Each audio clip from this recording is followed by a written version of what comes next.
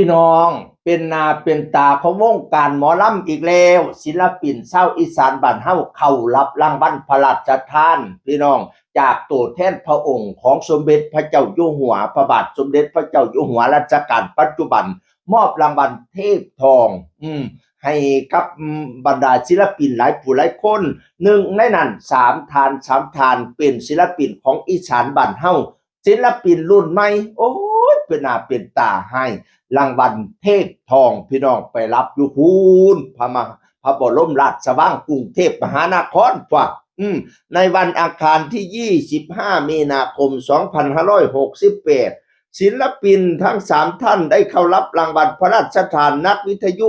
โทรทัศน์ดีเด่นเทพทองพระราชทานในสาขาศิลปินผู้สืบทอดศิลปะวัฒนธรรมพื้นบ้านณศาลาสหไทยสมาคมในพระบรมมหาราชวังสำหรับรางวัลเทพทองสมาคมนักวิทยุและโทรทัศน์แห่งประเทศไทยในพระบรมราชูปถัมภ์จัดขึ้นเพื่อเชิดชูเกียรติและเป็นขวัญกำลังใจแก่องค์กรดีเด่นทั้งภาครัฐและเอกชนรวมถึงผู้สนับสนุนให้บุคลากรในวงการวิทยุโทรทัศน์และสื่อออนไลน์ผลิตผลงานที่ดีมีคุณภาพให้ประโยชน์ทั้งด้านการศึกษาการปกครองสิ่งแวดล้อมความบันเทิงและสืบทอดศิลปะวัฒนธรรมโดยจะได้รับพระราชทานรางวัลจากองคมนตรีซึ่งเป็นตัวแทนพระองค์ไปมอบรางวัลให้กับทุกคนเป็นความภาคภูมิใจกับวงการหมอลำมิตรหมอเคนเฟนหมอลำพี่น้องเอ๋ย3คนมีผู้ใดแน่1บิวจิตรชริยาเจ้าของผลงานเพลง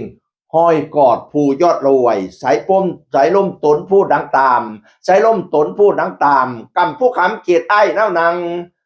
ฝ่าห้องสร้างเป็นสีเงินเยอะผู้เยอะบิวจิตรชริยาโอ้ยบ่ได้รับได้นอนแสดง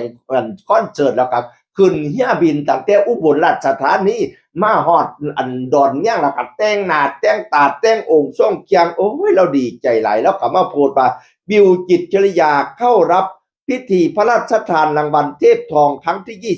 23ในสมเด็จพระเจ้าอยู่หัวนับเป็นพระมหากรุณาธิคุณอย่างหาที่สุดไม่ได้ปราบาโอ้ยดีใจน้ำอีหล่าเอ้ยสาธุบิ๊กภูมิลินกับมาแซ่โพสต์ของบิ๊กภูมิลินอีกหนึ่งคนที่ได้รับรางวัลคือบิ๊กภูมิลินเป็นนักแต่งปากกาทองในช่วงนี้นี่สายร่มตนผู้ต่างๆอาจารย์บิ๊กก็เป็นผู้แต่งพี่น้องเอ๋ยแล้วก็อันห้อยกอดผู้ยอดรวยห้อยใจบังไฟแสนของอันโอ้ยเพลงพิรดาแล้วก็แต่งแล้วก็ของน้องซี่เกมแล้วก็แต่งพี่น้องเอ๋ยแม่กองสองใจ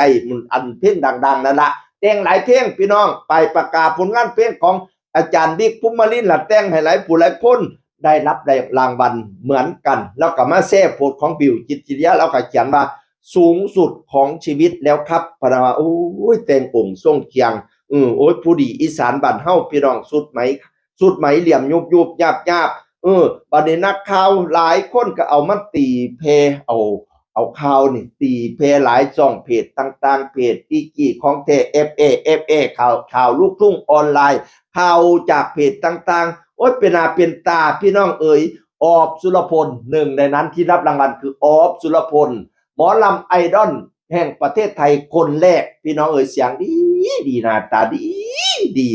แล้วก็แม่เซ่โพสในของอีกี้เราก็เขียนมาหมอลำเข้าวังพนาอุ้ยบ่แม่นธรรมดาเด้อหมอลำได้เข้าเวียงเข้าวังเข้าไปรับพระราชทานรางวัลจากองคมนตรีตัวแทนพระองค์พี่น้องโอ้ยสา